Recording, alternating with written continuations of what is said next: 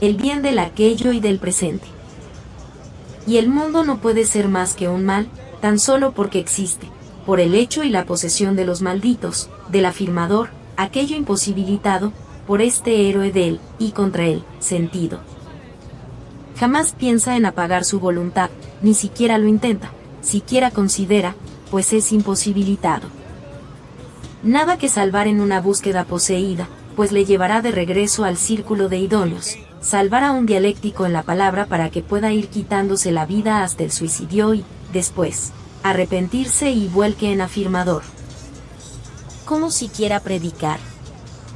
En un sentido siempre afirmador por ser historia, donde hallarse ya en un mismo mundo objetivo implica encontrarse dentro de un contexto de afirmación, completamente alejado del querer dialéctico, la búsqueda de bien imposibilidad y la presencia antitética, el primer villano, la incoherencia y aquello fuera de lugar.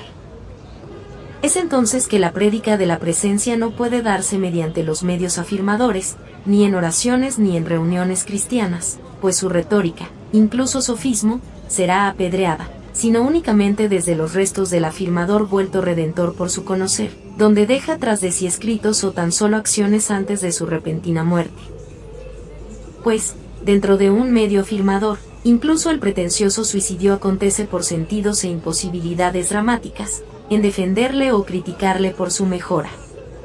En el mejor de los casos, tan solo redención negativa, en confusiones con el camino hacia lo redentor en vida, con sus medios. Desde Schopenhauer, no existe solución en lo colectivo, pues el progreso será siempre, como fin y medio, eternidad, sin seguridad, ni protección frente a la posesión de lo afirmador. El estado ideal y la ciudad blanca serán siempre multicolores para los aquellos imposibilitados que, incesantemente, engendrarán a otros antes hipotéticos. Esta dialéctica particular de lo afirmador se detiene en tal estado y no evoluciona, tan solo se multiplica. La rama pesimista que logre librarse de ella, descubrir y ejercer la voluntad de querer dialéctico, la nación redentora, deberá erigir su palabra individual y redimirse a sí misma por lo colectivo, pues no existe espíritu colectivo. Que se haga la imposibilidad del medio y que lo afirmador permanezca en su eternidad. Aun cuando atente con convertir toda presencia en el mal de la vida, el hipotético redentor dialéctico de tal importuno futuro sabrá que deberá regresar él mismo, y no las demás dialécticas, a la presencia. El bien de los dialécticos no ha sido más que un medio afirmador, la preocupación propia del héroe del sentido por la eternidad. Si se muestra ajeno a ello, tales preocupaciones no son sino producto de su aún presente antiguo pensar afirmador. Lo redentor sabe que la indiferencia dialéctica permitirá que la imposibilidad del medio haga lo suyo, y que las dialécticas se apaguen una por una, a voluntad. 1. En afirmaciones redentoras directas y rápidas. 2. En redenciones lentas en vida o 3. Cuando no haya funcionarios que provean agua potable, en afirmaciones imposibilitadas. Solo existe una parte y, la parte 2 no es más que la parte 0.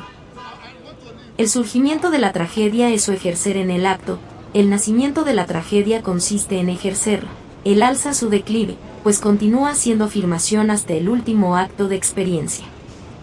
Donde los zombies dejen de carcomer el barro y el dialéctico retorne a la presencia pura de la sustancia, en un futuro declive de éste, hasta su temprana y póstuma muerte. El esencialismo y el arte filosófico son una enfermedad del camino hacia la presencia, medios afirmadores, hechos necesarios, para su comprensión que producen la propia imposibilidad de la que buscan hacerse exiguos. Fíjese en el propio nosotros, hermano, fíjese en su doloroso sonreír. Mas no existe espíritu colectivo alguno más allá de las ficciones afirmadoras, aquellas que trabajan para la eternidad donde la lluvia de fuego es cubierta con un paraguas. El Redentor se deja arder sin dolor, pues sabe que todo el paisaje, el bosque en llamas, no se encuentra sino en felicidad, a diferencia del topo bajo tierra, aquel que llama cobardes y miedosos. Que sea entonces un infierno bajo tierra, y los buenos ardan en las blancas llamas de la presencia. El fin es el bien dialéctico. El bien de las dialécticas es un medio por un fin de experiencia. El acto de la redención y su camino no requieren medios, sino tan solo la imposibilidad misma del medio. El bien de las dialécticas resulta un sentido afirmador. El bien de las dialécticas es un mal para el dialéctico. Retrasa su ejercer redentor. Le conduce a posesiones. Le eterniza en sentidos y experiencias. El fin de la dialéctica, por sus leyes, es ella misma. El resto son confusiones entre el medio, el sentido y el deseo afirmador. El fin colectivo tan solo llevará a la eternidad. El estado ideal como medio afirmador. Hecho con experiencia y sentido, problemas y luchas contra el mundo objetivo. Empleando 1000 dialécticas, antes hipotéticos, en 1000 pensamientos y ejercicios. El estado ideal como fin afirmador. Libre de la imposibilidad, se hará de experiencias y sentidos. Poseerá 1000 medios de posesión y la imposibilidad se volcará en pura posesión. Se afirmará sobre la imposibilidad anterior, creando su propia imposibilidad controlada por el propio sentido afirmador. La palabra redentora se vuelca siempre afirmadora. Imposibilidad de prédica por el medio afirmador. Contradicción en la prédica, en heroísmos, en sentidos de críticas y defensas. Mensaje absorbido y traducido en medio y cultura afirmadora. Aplicación máxima en estado redentor negativo, cuyo fin y medio son un bien. El fin dialéctico como fin colectivo. Como idóneo, dialécticas apagándose una tras otra, hasta el cese de todas.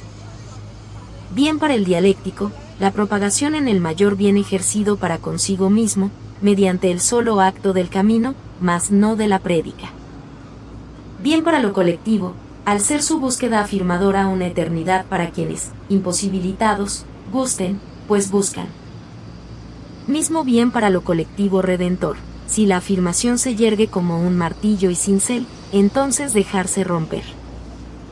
En libertad del sentido, ejerciendo la presencia de bien en vida, colectivamente, garantizando el bien dialéctico para el dialéctico, en el logro de lo colectivo.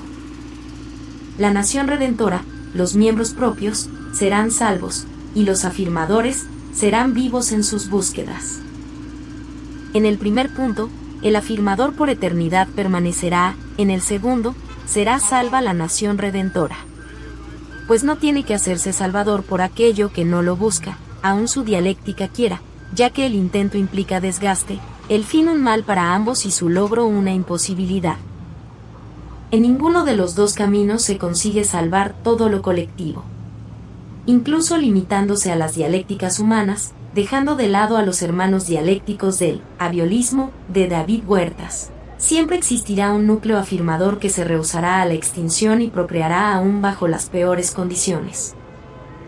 Tan solo resulta que, en el segundo punto, el fin dialéctico como fin colectivo, se alcanza a transmitir el mensaje de lo redentor, implantarlo como duda en quien guste conocer y no verse en los males de lo afirmador o redentor negativo. Donde no se pierde al dialéctico en la crítica y defensa, sino se le libra, cuyo fin ha sido siempre ese, no la norma gramatical, no el lector, no la recepción, sino el bien de quien escribe. Afirmación por eternidad. Afirmación por redención. El primer positivismo optimista sacia el problema dialéctico individual colectivo. El segundo positivismo optimista soluciona el problema dialéctico individual colectivo. Disfrutar el camino es un bien para ambos, en presencia para el redentor, en experiencia para el afirmador, y transitarlo con el mismo positivismo optimista, no ejercer como débil de afirmación o redención, lo es igual. Pero el problema radica en qué tipo de fin y qué tipo de medio se eligen, pues de ello deviene la eternidad que resultará.